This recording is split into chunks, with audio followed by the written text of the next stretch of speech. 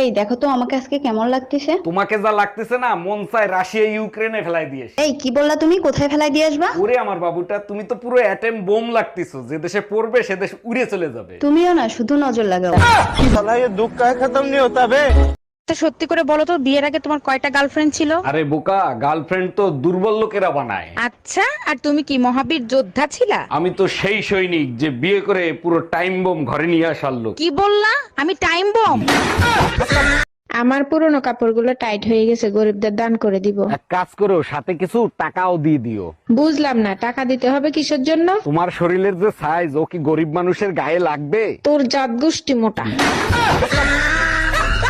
এই শোনো, তুমি সকালবেলা ঘুম থেকে উঠে কি দোয়া করো? আমি একটাই দোয়া করি, আমার মতো বউ জানি সবার ঘরে ঘরে থাকে। বলো কি, তুমি আমাকে এত ভালোবাসো? আরে না, আমি একা অশান্তি কেন করব, সবাই করুক। কি আমি অশান্তি করি?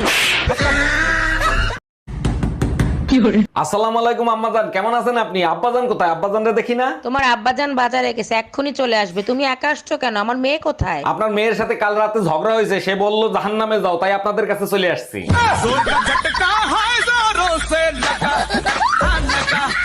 এই টুম্পা ভাবিদের ওয়াইফাই হঠাৎ করে স্লো হয়ে গেল কেন? আমার কাছে জিজ্ঞাসা করতেছো কেন? তোমার টুম্পা ভাবের কাছে জিজ্ঞাসা করো। আরে মেসেজ করছিলাম কিন্তু কোনো রিপ্লাই দেয় নাই। ওয়াইফাই আর রিপ্লেস লো হয় তখন, যখন অন্য জায়গায় কানেকশন হয়।